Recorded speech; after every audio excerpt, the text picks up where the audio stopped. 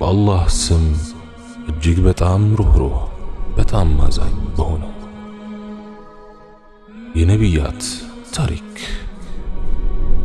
የሶሐቦች ታሪክ፣ የትላላቅ ስብዕናዎች ታሪክ፣ የተለያዩ አስተማሪ ታሪኮች ኢላፍ ቲዩብ ሲራ።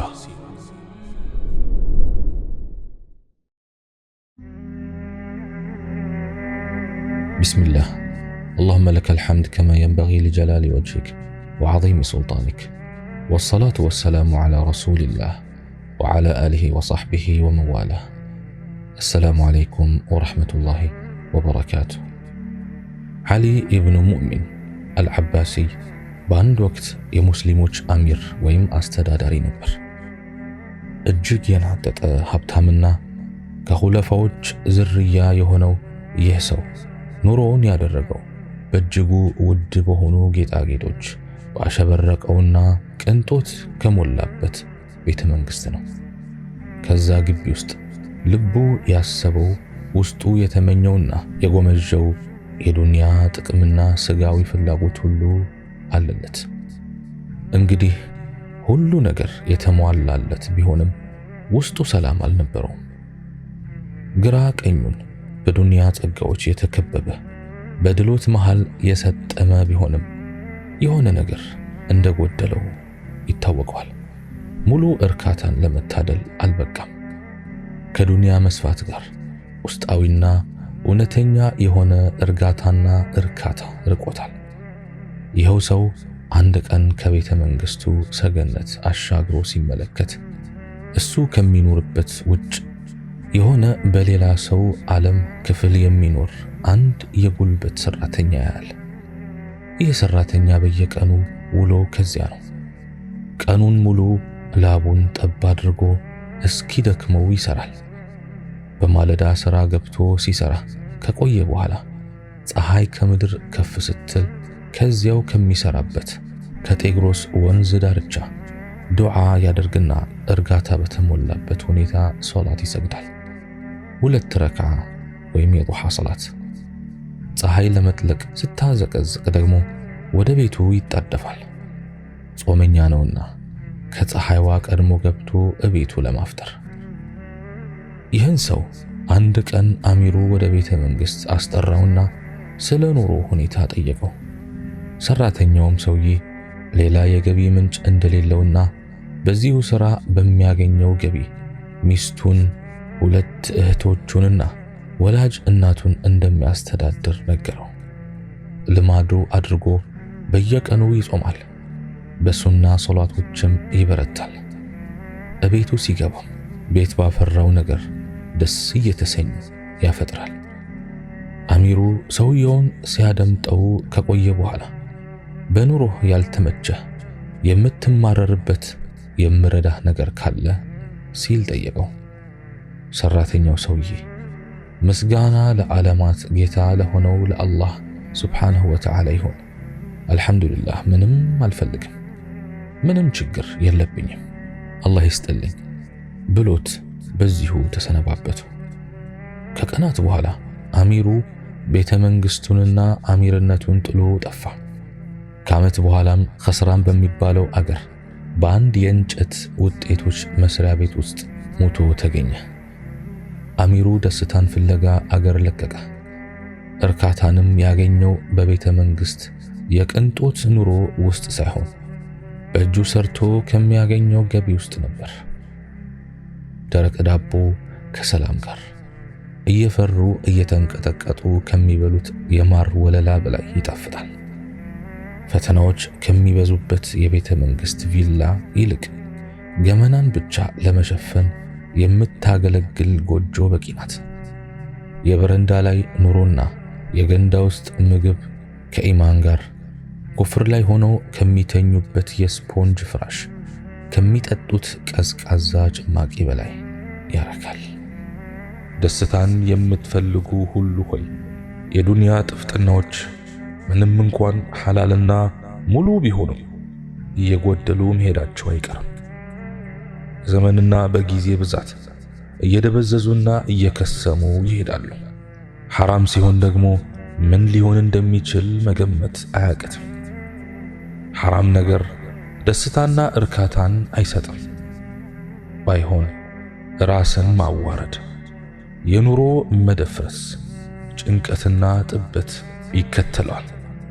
በአጠቃላይ መልኩ አቡ ሐሚድ አልገዛሊ ከልምዳቸው በመነሳት ጥናታቸውን መሰረት በማድረግ ከአላህ ጋር ጥብቅ ትስስር እንዳለው አማኝ ደስታን ሲገልጹ እንዲህ ይላሉ። ደስታ ሙሉ በሙሉ የሚገኘው ራስን በመቆጣጠር ውስጥ ነው። ደስታ ማጣት ደግሞ ምንጩ በነፍስ ቁጥጥር ስር መዋል ነው። የሰው ልጅ የፈጠረውን አምላክ ረስቶ በአቅሙና በችሎታው፣ በብልጠቱና በእውቀቱ፣ በጥንካሬውና በብልሃቱ የሚፈጽመው አንዳችም ነገር የለም ብዬ አምናለሁ። ላ ሐውለ ወላ ቁወተ ኢላ ቢላህ የሚለው ዚክርም ትርጉሙ ይህንኑ ያመለክተናል። ብልሃትንም ሆነ ጥንካሬ ከአላህ ውጭ የለም። አላህ በሕይወታችን ውስጥ ከሌለ፣ ከጎናችንም ካልቆመ፣ በእንቅስቃሴያችን ሁሉ ካልመራን፣ በጉዞአችን ካልደገፈን፣ ብቻችንን ታግለን የምናሳካው ነገር የለም።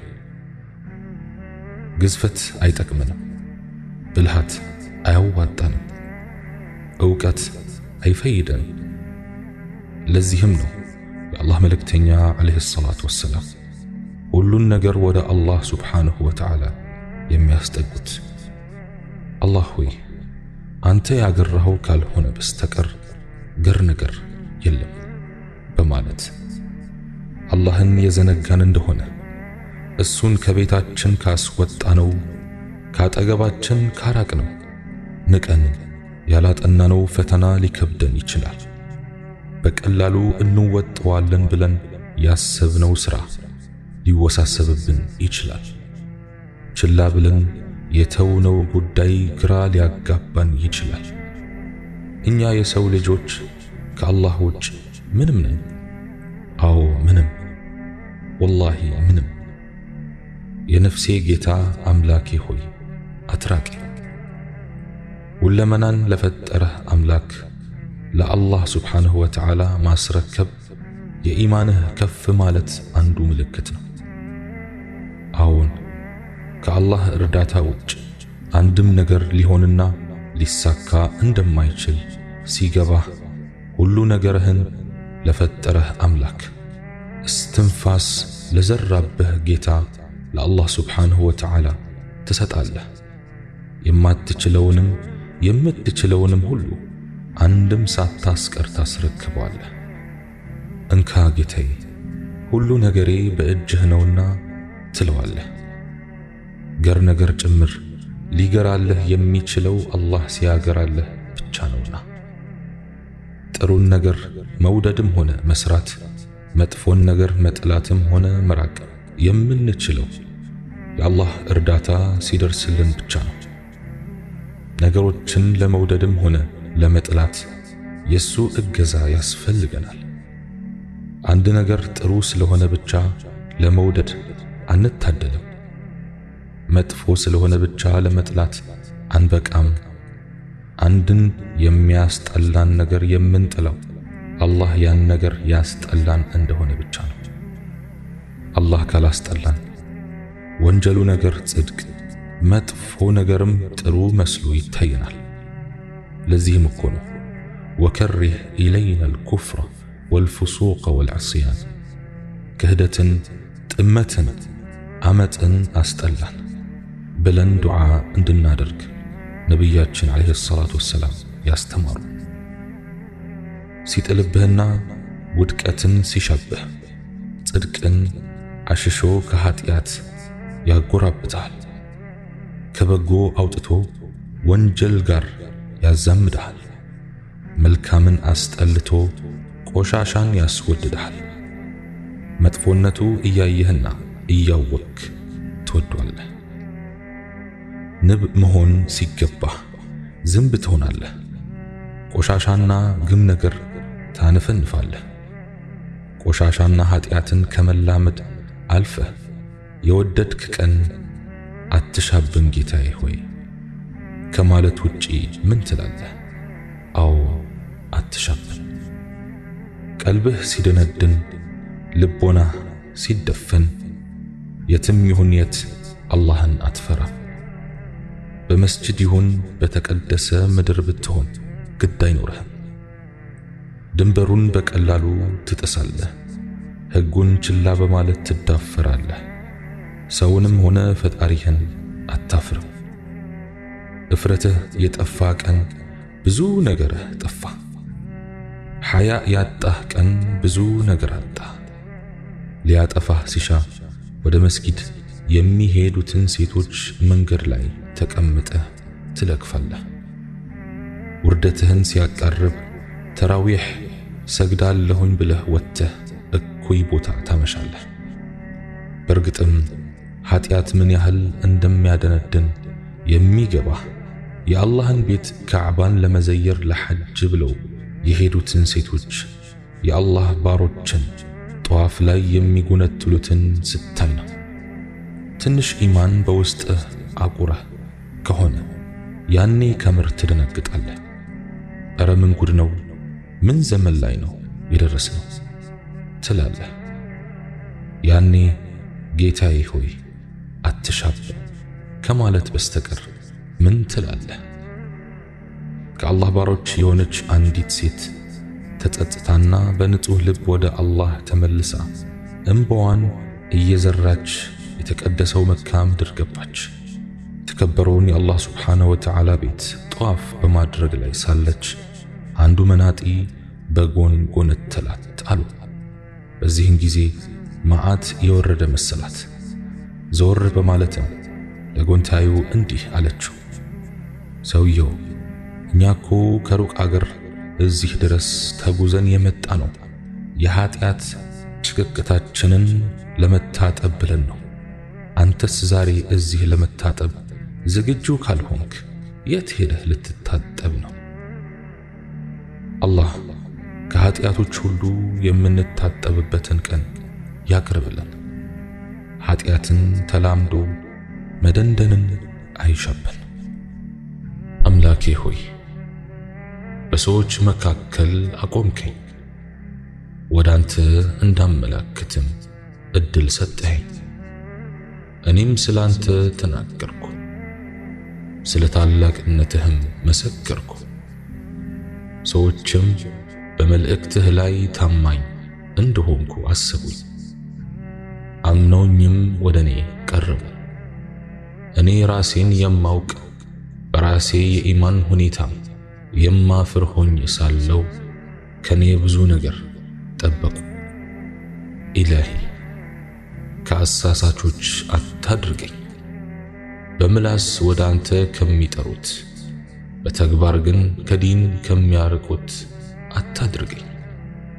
ለሌሎች መካሪ ራሴን ግን ዘንጊ አታድርገኝ። ሰዎች ከሚያስቡኝ በላይ አድርገኝ።